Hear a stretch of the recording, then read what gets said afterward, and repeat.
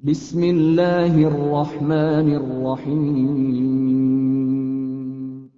Kalau kita mewariskan budaya yang baik dari nenek moyang kita, tidak ada masalah. Dengan syarat tidak mengandung dosa. Jadi Islam itu bukan anti budaya, anti tradisi, tidak. Tapi Islam menuntun kita untuk menyeleksi mana tradisi yang baik dan mana tradisi yang buruk. Syekh Muhammad bin Shalih Al-Utsaimin rahimahullah dalam Syarah Hilyah Thalibil Ilmi menjelaskan, Nabi SAW menggunakan baju gamis atau menggunakan sorban atau terkadang rambut beliau sampai sebahu, itu bukanlah sunnah. Yang sunnah di situ adalah Nabi SAW mengikuti adat kaumnya. Jadi ini juga sunnah sebenarnya. Kita mengikuti adat kaum kita, tapi ada syarat. Syarat utamanya adalah tidak mengandung dosa. Kalau itu mengandung dosa, ajaran siapapun mesti dijauhi oleh seorang muslim. Karena seorang muslim lebih mementingkan ridha Allah. Dia tidak takut celaan manusia, walaupun orang sekampung mencelanya, mengucilkannya.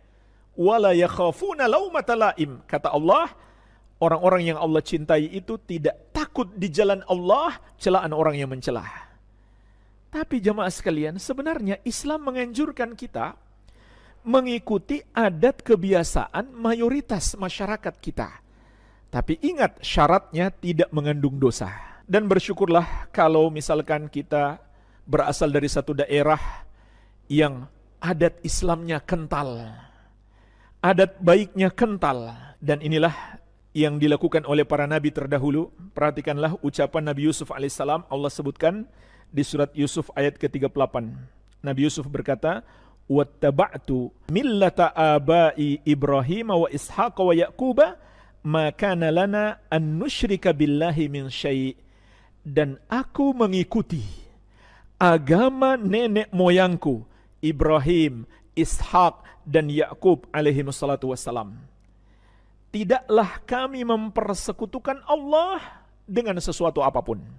Jadi lihat di sini Nabi Yusuf alaihissalam mewariskan budaya baik, yaitu ajaran tauhid dari nenek moyang beliau, ayah, kakek, datuk beliau, Ibrahim, Ishak dan Yakub. Begitu pula firman Allah Subhanahu wa taala, "Walladzina amanu wattaba'atuhum dzurriyyatuhum biimanin alhaqna bihim dzurriyyatahum." Dan orang-orang yang beriman dan diikuti oleh keturunan mereka dalam keimanan, maka kami akan gabungkan bersama mereka anak keturunan mereka tersebut.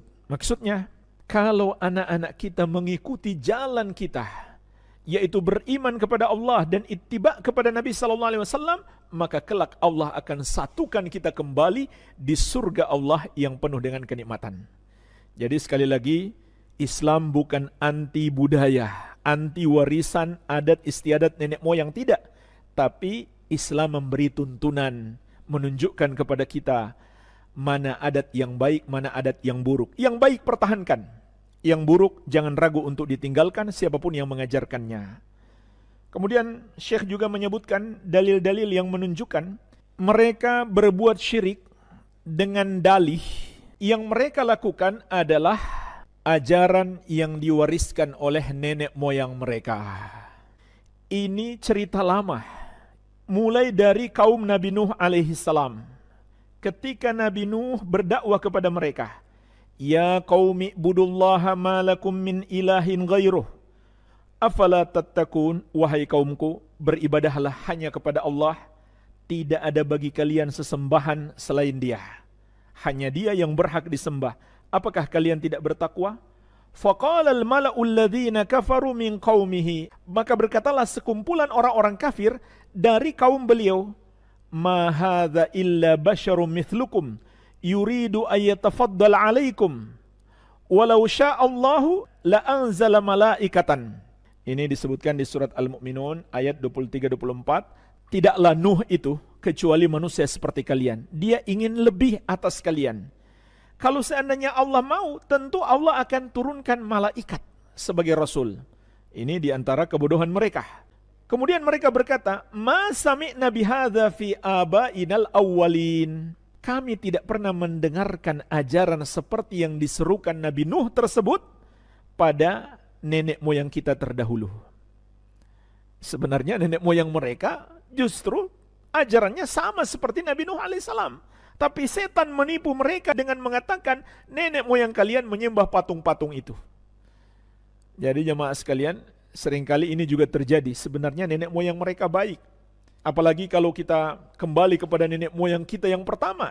Nabi Adam alaihissalam seorang muslim, menyembah hanya kepada Allah. Tidak menyembah patung-patung, tidak menyembah dewa-dewi, tidak menyembah Nabi Isa alaihissalam, bahkan Nabi Isa alaihissalam belum lahir. Begitu pula kaum Nabi Saleh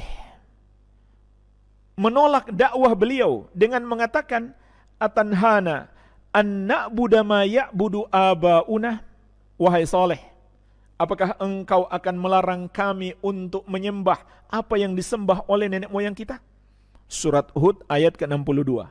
Begitu pula kaum Nabi Ibrahim alaihissalam ketika menolak dakwah beliau, maka mereka berkata, bal wajadna aba'ana kadzalika yaf'alun. Bahkan yang kita dapatkan orang-orang tua kita, nenek moyang kita melakukan yang seperti itu, yaitu menyembah patung-patung. Kenapa kamu melarang kita, wahai Ibrahim?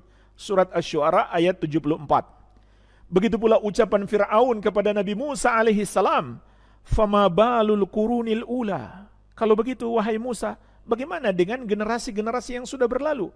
Kalau kamu mengatakan kami ini salah, lalu bagaimana dengan generasi-generasi kita sebelumnya yang tidak menyembah Allah? Berarti kamu menyalahkan mereka juga. Ini bantahan Fir'aun kepada Musa alaihissalam, menolak dakwah yang hak. Surat Toha ayat ke-51. Sampai jamaah sekalian, kepada Nabi kita yang mulia Muhammad SAW, ucapan orang-orang musyrik masih sama. Allah sebutkan di surat Shad ayat ke-7, mereka mengatakan, ma sami'na bihadza fi millatil akhirah in hadza illa ikhtilaqa. Kita tidak mendengarkan ajaran Muhammad ini pada agama yang terakhir ini. Maksudnya enggak pernah kita dengar dari nenek moyang kita. Ini hanyalah kedustaan, kata mereka. Subhanallah. Dan sampai hari ini masih terjadi.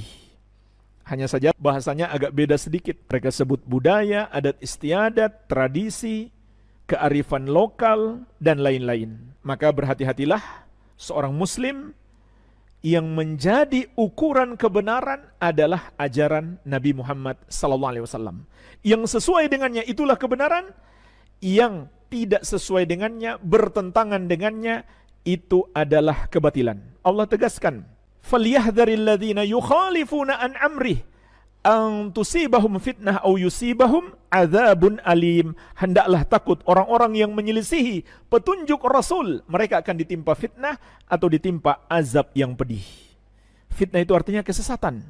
Siapa saja yang mengamalkan bertentangan dengan petunjuk Nabi Muhammad SAW, walaupun sesuai dengan budaya nenek moyangnya, dia pasti tersesat. Dan kelak dia akan mendapatkan azab yang pedih.